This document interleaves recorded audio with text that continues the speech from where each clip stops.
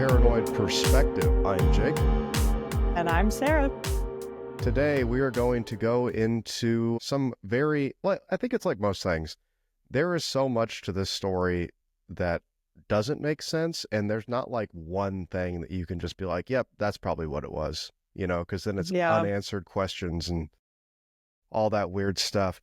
Full disclaimer, listeners, watchers, however you're viewing this content, we are going over the Dyatlov Pass, and I am not fluent in any Russian or pronunciation, so I'm gonna skip the names. As much as I'd like to try to pronounce backwards P's and, 15 syllable names, I don't think I'm gonna be able to do it. I tried. I really, truly tried. I'm not gonna lie, but I don't think it's gonna happen. So, are you familiar with the Dyatlov Pass, Sarah? Yes, a little bit. Well, let's get in just real quick. We'll get a little bit of a background going. So, in 1959, a group of skiers, expeditioners, whatever you want to call them, younger kids, college-age students, they set out on an expedition to go across the Ural Mountains, which, looking at the map that I have, that's northern Russia. So, we're talking some pretty rugged terrain. So whenever they set out to do this, Igor Dyatlov, this is who the pass was named after, he was a 23-year-old radio engineer. He was a student at the Ural Polytechnical Institute, now the Ural Federal University. And he was the leader of the group, and there were a group of 10 of them originally. So just to give you background on the kind of the trek that we were doing, it was a grade 3 at the time, which was like the highest certification for the Soviet Union for like terrain wise and traverse wise. Like it was a rough route they were about to take. But out of the 10, everybody was experienced. They've done this before. I mean, they were young, but I feel like growing up in that kind of environment, you're going to be a hard motherfucker anyway. So, yes, I probably. think, But on January 23rd, 1959, they issued their route book, which listed the course following the number 5 trail. I feel like in the Soviet Union at the time, there wasn't a lot of like creativity or anything. So it was just like, yep, this is the 5th trail that we see on the map. Right, so yeah. I could be wrong on that. I'm making a lot of assumption. But like I said, you had 9 people that were listed on it, and Igor Dyatlov is the only one that I can really pronounce. I can get a couple of the first names. We got a few Yuris, a few Grigoris. Oh, we do have an Alexander. But yeah, like I said, I apologize, listeners. I cannot pronounce these names to save my life. Was it all men? No. So or there were women? Yeah. Yeah, there were 2 women in the group. Like I said, all were about that age of like early 20s. It looks like the youngest person that was in the group was 20 itself. Wow. And the oldest person was 38. Yeah, I remember that. That's a weird. We're going to get into him later. Don't you worry. There is some crazy shit up with this dude. But we'll get into him after we kind of figure out what happened here. But yeah, so right off the bat, already got some weird shit going on. But so the group arrived by train at Ivdel. I think that's how you pronounce that. It's pretty much a northern town kind of at the edge of this, wilderness that they're about to embark on. So it's like really your last stop in civilization. And then on the 27th of January, they began their trek towards Goria something. Yeah, I apologize. Once again, I'm sorry. I cannot pronounce these to save my life. But here's where it starts to get a little weird. So they've been walking for a day. On January 21 member, Yuri Yudin, that is the gentleman that was 38, who had several health ailments, but he turned back due to knee and joint pain. He said it was unbearable and he could not continue the hike. So one day in, he's out. Yeah. He's too old. I mean, maybe, but there's, like I said, there is some weird stuff with this dude. Okay. But the remaining 9 obviously decided to kind of continue on that trek. Before leaving, Dyatlov had agreed that they would send a telegram to like their sports club or whatever the club that they participated in their college, because this was kind of like a part of what they did. Nothing like going out in the wilderness in the dead of winter in northern Russia for a little class trip or whatever. A hiking group. Yeah, it's a great time. Yeah. But yeah, they said they would send a telegram as soon as the group returned back to that main town. Or no, I'm sorry, the town that they were going to that was in that northern expanse. And it was expected to take no more than like the 12th of February. So we're only talking about, 2 weeks, not too long. But before we talked about that Yuri before he took off on that first day, Dyatlov informed him that it would probably be longer than expected. So he kind of gave him like hey, this is a lot rougher than what we thought it was going to be. Weather's kind of bad. Terrain's really, like we said, it's that grade 3, so it's rough terrain. So I don't think he was like nervous the way that I've seen the research. I think it was more of those just like, hey, heads up, man, we're not going to make it in this time frame. We're still going to make it, but it's going to be a little bit longer. Yeah. Right. But when the 12th passed and no messages had been received, there were, from what I understand, immediate reaction. Or I'm sorry, there was no immediate reaction. My bad. We'll get to that in a second. Just because, delay of a few days and that sort of terrain, like he already said, it really wasn't that big of a deal. On the 20th of February, the travelers' relatives demanded a rescue operation because they had heard nothing. So we're talking another week and some change, after that point. You know what I mean? Yeah. Few days, no big deal. We're talking about a week, especially in that kind of terrain. I would be pretty worried if I had someone I loved out there too. You know what I mean? Yeah. And not to mention too, this is late 59, or early 59, I'm sorry. So communication was not that great. And, yeah, even with that not great communication, family was already freaking out about it. So, let's see. I'll cut this part out. So on the 26th of February, the searchers found the group's abandoned and badly damaged tent in this pass. The campsite baffled the search party, is what they said. The tent was kind of like halfway down, and it was kind of covered with snow. But I mean, it does snow a lot up there, so it's not like right. But it wasn't like it wasn't like covered in snow. You know what I mean? Like it wasn't like something, an avalanche happened or something like that. It was just, kind of disheveled, I guess would be the best way to say it. And I'll throw some pictures up. I'll send them your way too, Sarah. Okay. They have a lot of documentation, not only of their hike, but also pictures of the campsite once they found it. And one of the leading things they talked about was like avalanches, this, that, and the other. There, you can still see like skis in the snow. Yeah. You know what I mean? They're still upright. Yeah. So you would think if that was the case, it would be just completely destroyed. You know what I mean? Under tens of feet of snow. It just wouldn't be out in the open. Yeah, that's weird.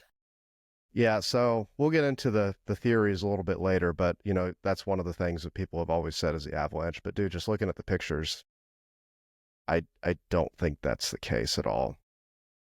But the student that, like I said, found the tent, the weird thing about the tent was it was cut from the inside. So these tents have buttons that secure everything.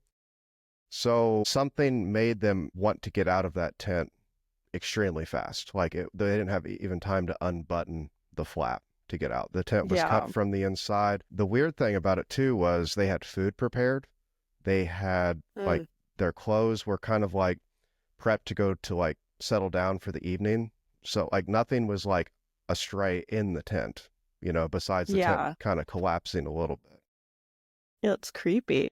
Yeah. I don't know how I would react to something like that. You know what I mean? Yeah. But the craziest part is there were 9 sets of footprints left by people wearing only socks, a single shoe, or even barefoot that could be followed leading down to the edge of a nearby wood line that was about 1.5 kilometers or almost a mile, like 0.93 miles to the northeast. So they were walking for a while. Oh, yeah. Out of that. Oh, wow. And you got to think too, northern Russia, February, it's like minus 30. You know what I mean? Like, you're not going outside with no shoes. Like, that's ridiculous. you're going to get frostbite in a matter of minutes out there, you know? Yeah. Yeah, something spooked them, Yeah, maybe. maybe. Or maybe something even more nefarious. What was really wild, after about 500 meters, these tracks kind of got covered at the like forest edge. So like they couldn't really track once they got to the wood line. But what they did find in a little ways into the fire was, or into the woods, was remains of a small fire. So it's Mm. like they got to the wood line, they had the wherewithal to like, oh shit, we need to make a fire. So obviously they weren't, messed up to the point where they couldn't still think and survive to, Yeah. self-preservation. You know what I mean? Right. Yeah. So, Yeah, they weren't totally out of it. but the thing about this is the first, where they found that small fire, there were the first of two bodies. They were shoeless, dressed only in underwear, and branches on the tree that they were near were broken up to about 5 meters high, suggesting one of the hikers had climbed up it to look for something. I'm assuming probably their camp, because I mean they were Yeah. about a mile away. Between the pine and the camp, the searchers found 3 more bodies. Okay, so right now we're looking at 5 bodies that were found. So it's looking like those 3 attempted to return to the tent, but they were found in distances of 300, 480, and 630 meters away from the tree. So they didn't make it very far before they just started dropping. Now, those are the only people they found. So they only found 5 in that first initial search. And keep in mind, it's late February. I'm sure that it's pretty hard to stay out in that sort of element for a long time. But they did find the 4 remaining 2 months later. They were under about 4 meters of snow, or about 12, 13 feet. So I think that might have been part of the reason why they couldn't find them. They probably weren't buried that deep when they died, but over that 2 months, but they were also in a ravine that was about 75 meters, or, a couple 100 feet, maybe 300 feet further into the woods by a pine tree. So they were even further away than the other 5. Now here's where we start to get kind of weird. Well, not that we haven't been, but so 3 of the 4 were dressed better than the others, and there were signs of some of the clothing was taken from those original 4 up closer to the wood line. So you know how they were found in their underwear? So it's almost like they took they died and they had taken their clothes off their body. Yeah. That's weird. And then they kept going, like, away. And one of the trousers that one of the people were wearing was torn, and the left shin was wrapped in a torn jacket. So obviously there was something happened to those last 4 further down into that ravine. Well, the thing is, with Russia, a legal inquest started immediately after the first 5 bodies were found, and a medical examination found no injuries that might have led to their death. Okay. Now, the reason why I say in Russia, because this is Cold War era, so a lot of the information we're getting probably isn't 100% true. They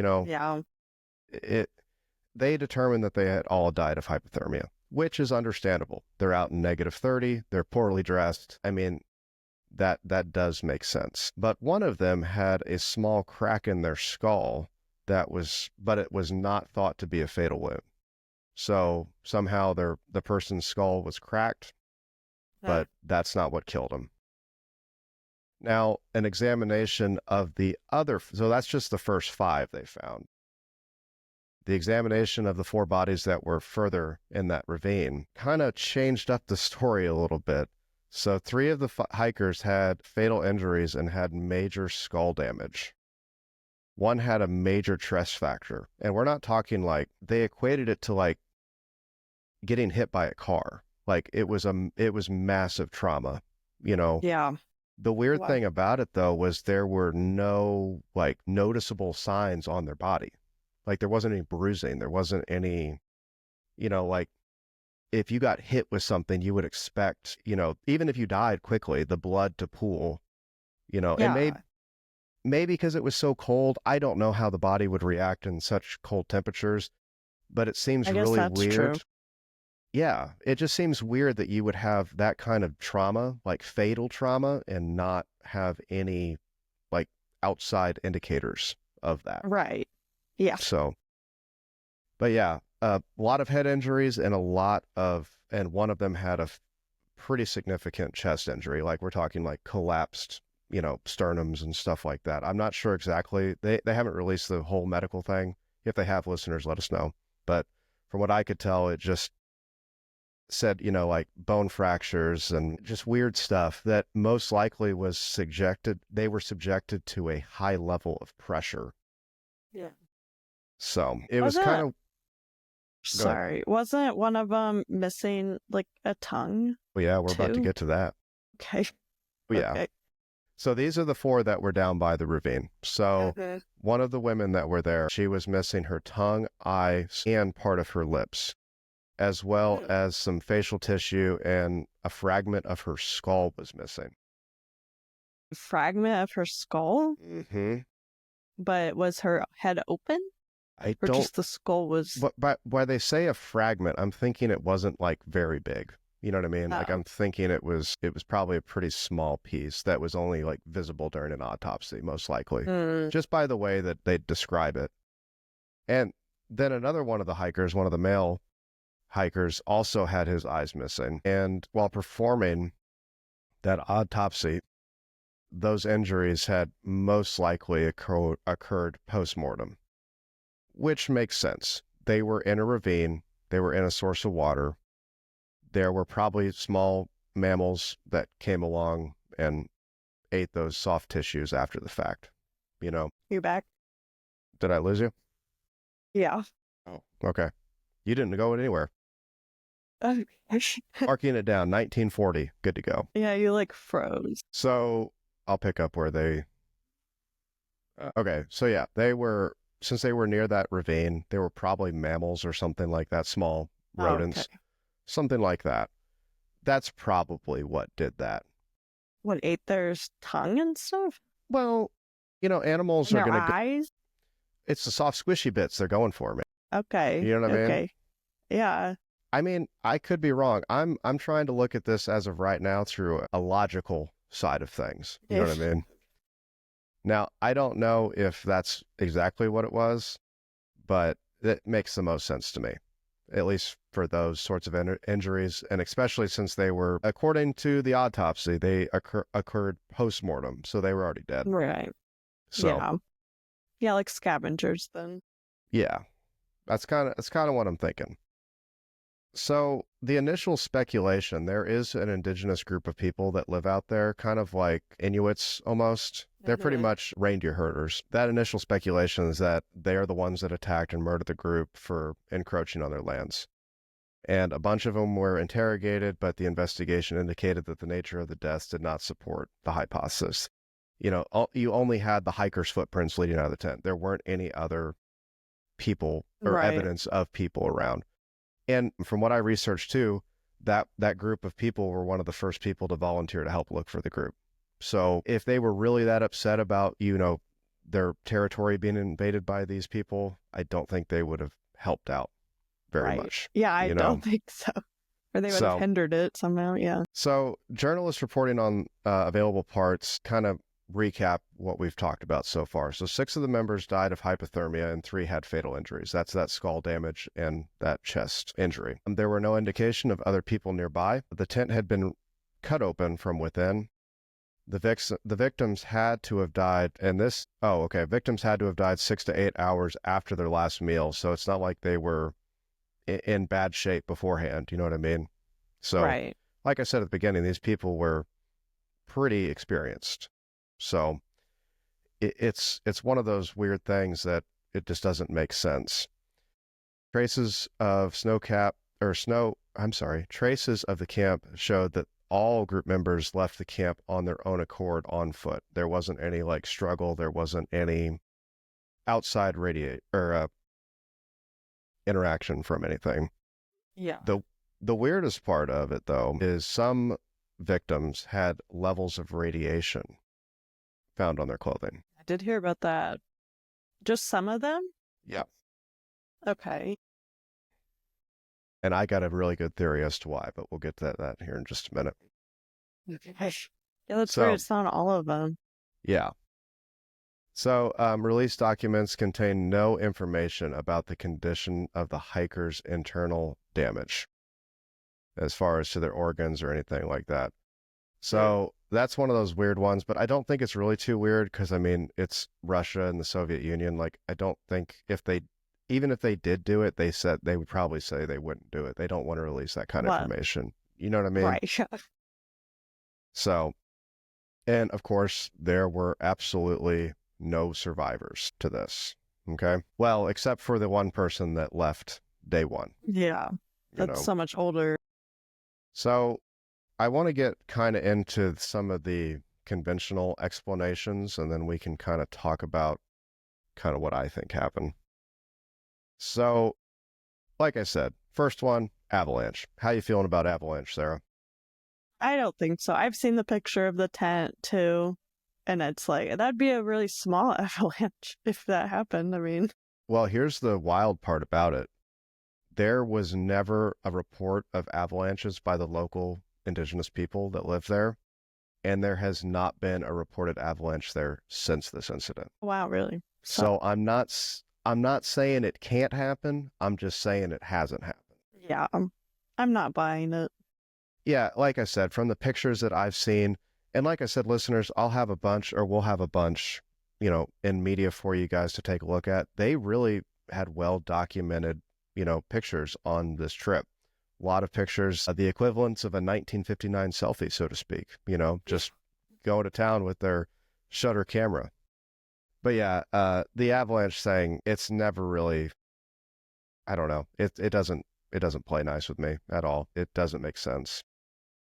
And like, what? I mean, wouldn't they have been buried? Like, why would they have Right. And that's the thing. been Like able to? it's not like it's not like they went to the site like months afterwards. It was pretty shortly after they couldn't find them. So you would think that evidence would still be there of a massive avalanche. Now, that could be the case. I'm not really sure, but there is something called infrasound. Are you familiar with this? Infrasound, Hmm. like where we can't hear the sound, like infrared, but sound. Sort of. So this is a hypothesis that was proposed by Donnie Ickhart, I believe is how you pronounce their name. And this was from the book Dead Mountain, which I kind of want to get now after doing some research on this, is that when going around that mountain created something which is called a Karmayan vortex. I think that's how you pronounce it, which can produce infrasound capable of inducing panic attacks in humans. Mm. Wow. Okay. So Just from the this, wind. yeah, right? That makes sense as to why they freaked the fuck out and got out of Yeah, their tent so quickly. sure. But the thing is with it, and it also makes sense why they would have built a fire, because once they were out of the path of that like wind or that low pressure zone, they would have came to and been like, what the fuck are we doing? We're out here with no clothes on. If somebody Yeah. built a fire, I'm going to walk back, try to get to the campsite, you know. Yeah. But that was one of those really weird ones that, that has been proven to be true. And pretty much it's generated as wind passes over the tops of mountains and is responsible for causing physical discomfort and mental distress in hikers. Wow. Okay. I mean, So it's a that real checks, thing. yeah, that checks the box as far as like why they would just freak out. But what doesn't, see, once again, this is one of those things where this doesn't check all the boxes. Why was there radiation on their clothes? Why are we finding people so far separated? You know what I mean? Like if they were out of Yeah. that infrasound when they got to the wood line, they would have all stayed together, you would think, right? They wouldn't have Yeah. continued deeper into the woods. And like, where did the chest injury come from? The chest and the skull injury, okay? That's the other Yeah. thing. It's just like, and you could maybe chalk the head injuries up to they were freaking out and sprinting through the snow and maybe fell down like that ravine. Yeah. I could buy that.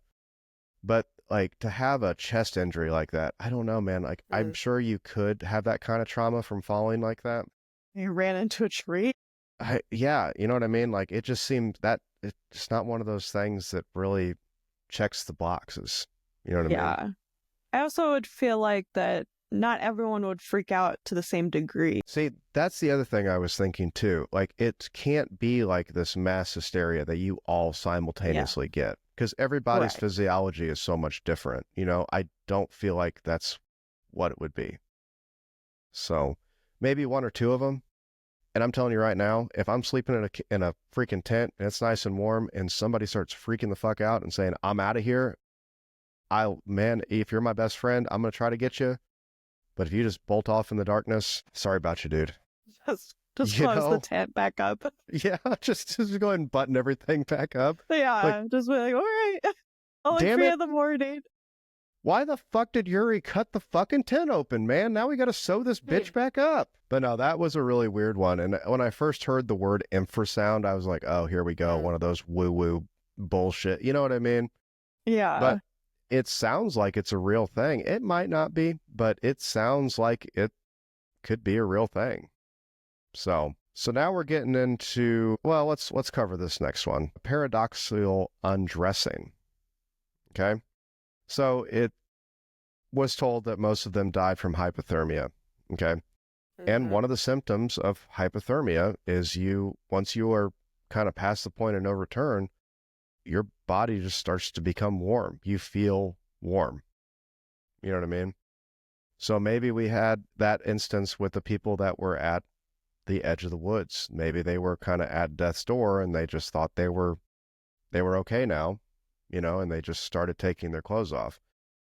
But once again, that explains that one tiny subset of the story Right. that doesn't explain anything at all. Yeah. But besides that. So let's get into the weird and wacky now. Okay, so we've talked about the logical side of things. Supposedly there is a Russian Yeti. Yeah. That being In said, those mountains. supposedly. Okay. But here's the thing, man. Whenever you talk about Yetis, whenever you talk about Bigfoots, it's always hearsay. It's always what, you know, people said. There is a picture, supposedly, of said Russian Yeti. It looks like a person to me. A big person. It doesn't even look like a big person. It's like, Sarah, it's like the TV screen on the window when we talked about Bradshaw Ranch. Yeah. Okay? Now, that being said, could there be a wintry, massive apex ape creature living in the Ural Mountains? Maybe. Yeah, maybe. I don't They got think mad. so. It got mad. They were on his mountain. Yeah, got pissed. Now it's, you know, really going to take everybody out. So, but once again, that doesn't explain everything. We could talk about how a Yeti just sucker punched some dudes in the back of the head and they had skull fractures, and then just, I don't know, kicked some dude in the chest and it caved his chest in. I mean, why wouldn't it attack all 9 instead of just the 3 that had like those massive injuries? You know? Yeah. And to be fair, I mean, if I heard a Russian Yeti outside of my tent at night, I probably would be running the fuck out of there too. So, Right. I mean, if there is a Russian Yeti, I'm not seeing a whole lot of, you know, information about it, which, I mean, any Yeti, Bigfoot, etc., you're not going to find anything about it. You're going to have a whole bunch of, you know, crazy people talking about that time they saw a bear stand up on 2 legs and walk around the woods. Yeah. You Right, know, yeah. like, I mean, it's fun to think about, I suppose, if you want to think, you know, get into the weird and wacky and woo. But I don't know, man. What do you think about a Russian Bigfoot? I don't know. Yeah, I mean, I don't really know other stories about Russian Bigfoot in that area, but Maybe I guess if you want to believe that happened, then there's no way to disprove it. So. Well, that's true. Like, okay. Prove it didn't happen. All right, yeah. I mean, I guess. Supposedly, I mean, we could cover this on an episode. The humanzees that Russia was supposedly was making. Maybe that's what the Russian Bigfoot is, a cross between a super soldier hybrid of a chimp and a human. Yeah, You know, maybe. who knows? Yeah. And it got loose? It got loose. And it Yeah, got a whole out? bunch of them. A whole bunch of them got out. Yeah, And they don't leave footprints, you know? true. Yeah. Well, because Yeti can float down the Yeah, mountain. because he's like interdimensional, right? Or Right, yeah. extra, Yeah. you know, whatever. Yeah, But pops in and out. just pops in and out of existence to fuck you up. All right. We talked about some of the weird, wacky, woo stuff. I'm not really buying a whole lot of that. The only thing I'm really buying right now is the infrasound. That is what makes the most sense.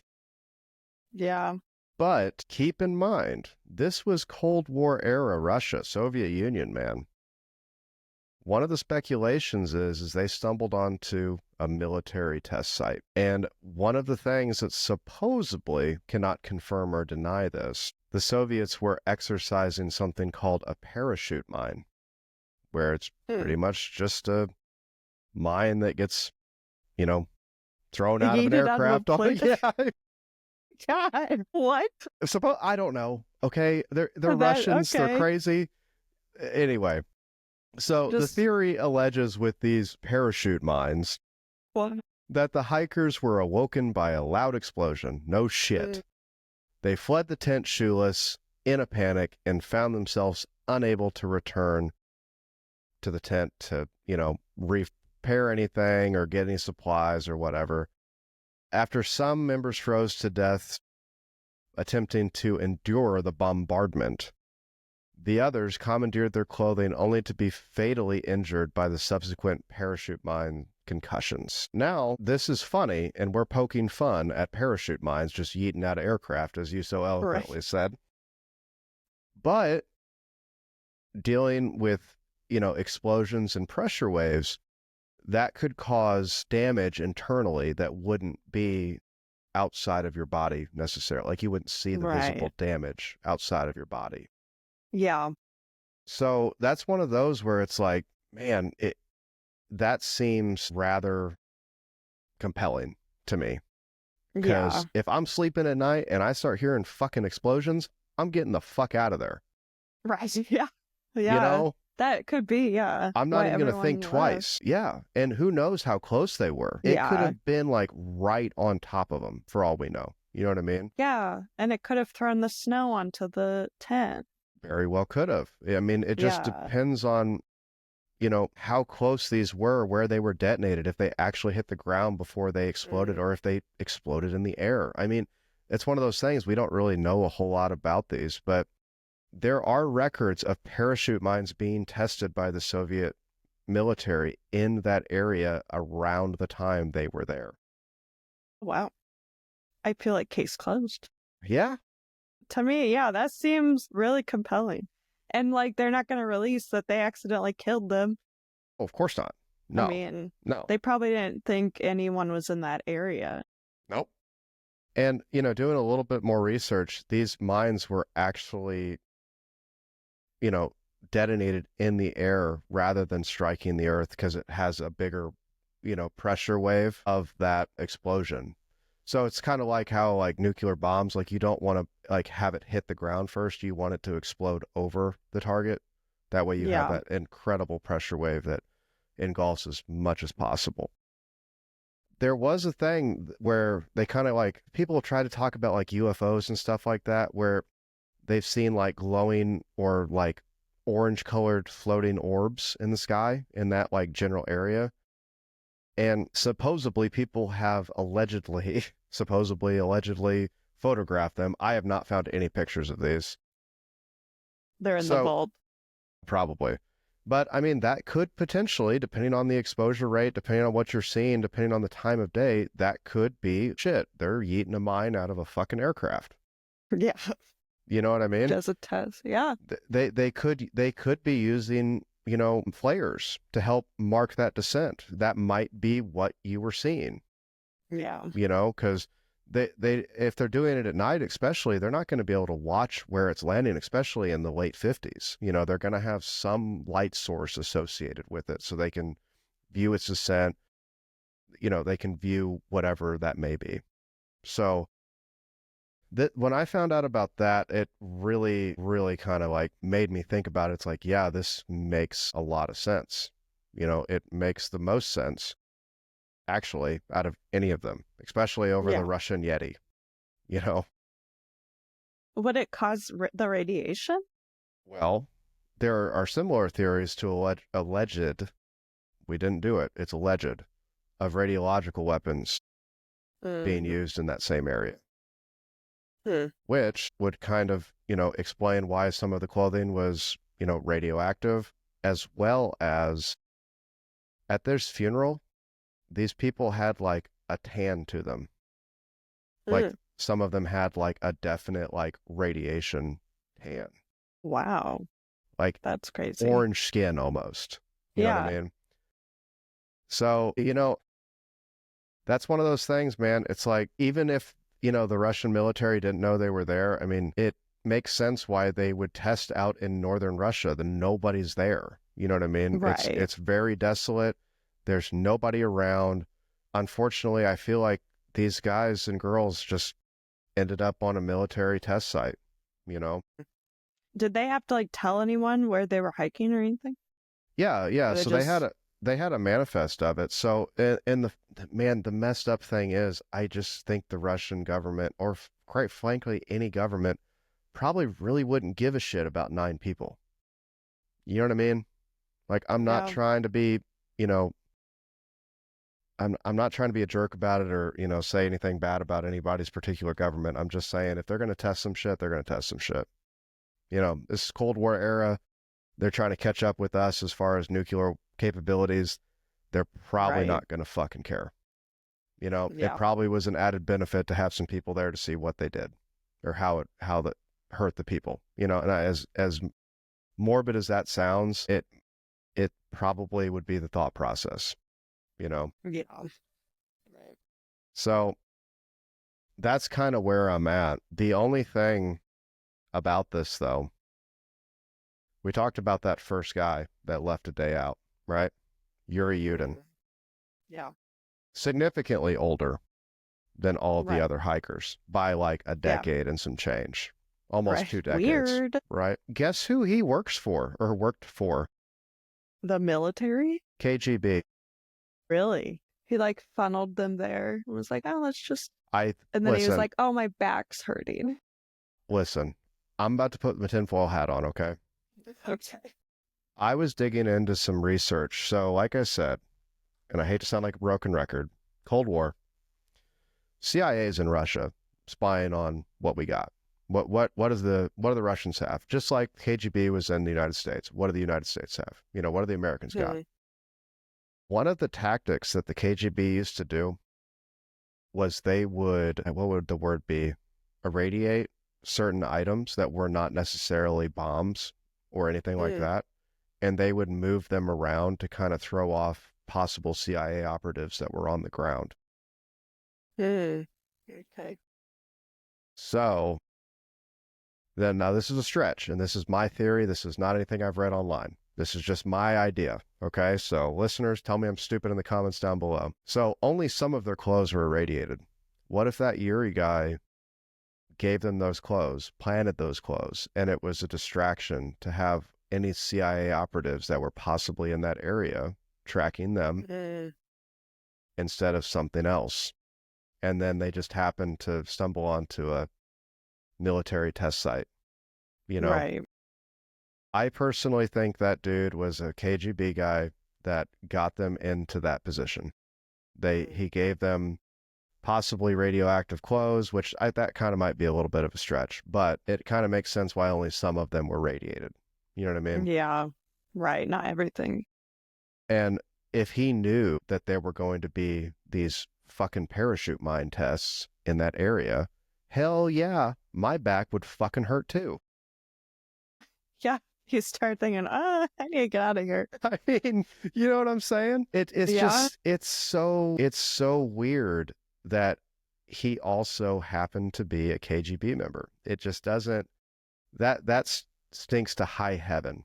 It truly Yeah. does. And I mean, what was he doing with these kids anyway, like these college kids. I know I saw it somewhere. I cannot remember to save my life, but unfortunately, Yuri died April 17th of 2013, so the world will never know. Yeah. He took his KGB secrets. I mean, this is a super weird story. And like I said, a lot of this doesn't check all the boxes. I mean, the parachute mine thing kind of does get everything, and that's really where I'm leaning towards, especially with knowing that that's what they were testing in that time. Right. In that area. So it's a really weird story, but it's one of those that I feel like even if you chalked it up to the paranormal or aliens or Bigfoot or whatever, that parachute mine thing is so much crazier than some paranormal entity or some, white hairy ape that lives in the Alps in the Ural Mountains. You know what I mean? So, but there is a little bit of I kind of want to get this book though too. It's called The Price of State Secrets is 9 Lives. And it kind of goes over like the aftermath and like how the families were like, the government pretty much tried to like, I don't think pay them off is the right word, but just kind of like, don't worry about it. You know what I mean? They took hold of the investigation and then it kind of just led nowhere. The actual cause of death for most of these people by the Russian government was, what was the phrase? A compelling unknown force. So if you're telling me I'm a parent or I'm a brother or I'm a sister or whatever, and the comeback for, my loved one dying is a compelling unknown force, you better give me a little bit more than that. You know what I mean? Yeah. Like, right. That's such bullshit. That doesn't mean anything to me whatsoever. It means absolutely nothing. But yeah, I feel like there's a lot of like really good stuff in that book from what I've read. But there have been some researchers that criticize the work for its concentration on speculative theory. So I feel like there is some speculative theory, but the stuff that they talk about in this book is Soviet state secret weapons, So it's one of those things. It's the perfect time. Soviet Cold War. Of course they're testing stuff. Of course they're got new technology that the public doesn't know about that they're testing at that time. Right. So like speculative, theories, it's like, okay, yeah, are we kind of, grasping a little bit? Yeah, but it makes the most sense that they were killed either on purpose or by accident by the Russian government. I mean, yeah, they couldn't share it because they're working on the secret technology. Yeah. So, and I'm not gonna lie, doing some research into this I lost some romance for this story. You know what I mean? Because it's like, it's kind of like a freaky, possible paranormal thing, or supernatural thing or whatever it is. Right. But, diving deep into it. And I mean, I just think they were killed by some parachute mines. Yeah. Yep. They yeeted them. I feel like that's typically what happens. It is, when you man. look into stuff. It is, dude. It is, and I'm not going to lie, when I was going through this stuff and I was super excited, I was so excited. I'm like, hell yeah. I'm going to talk about aliens and Yetis and, paranormal creatures, or even the infrasound thing was super interesting, man. And, and because I didn't know nothing about that, but yeah, I'm pretty sure it was yeeted mines. That's what we'll call this episode. Yeeting mines. And Dyatlov Pass. Yeah. So, but that's really all I got. I feel like that's what it is too. What's that? I feel like that's what it was too, for sure. Yeah. I mean, they tried to, like I said, there's still people that are 100% convinced it's avalanche, and it's just like, dude, you're just burying your head in the sand, man. But yeah. Yeah, buried your head in the snow. Well, I think that's going to wrap it up for the Dyatlov Pass today. Listeners, if you want to check us out on any social media, just search Paranoid Perspective, and you will most likely see. I still can't shake that shit. I know, yeah. Damn it! I'll try that again, listeners. If you want to check out anything from us, you can just search the Paranoid Perspective. and we will be there. So check us out on YouTube, whatever you're streaming on. Make sure you comment, interact with the post any way you can. Even a simple share will go so far. Appreciate you guys for hanging out with us. And as always, remember, just because you're paranoid doesn't mean they're not watching. See you next time on the Paranoid Perspective.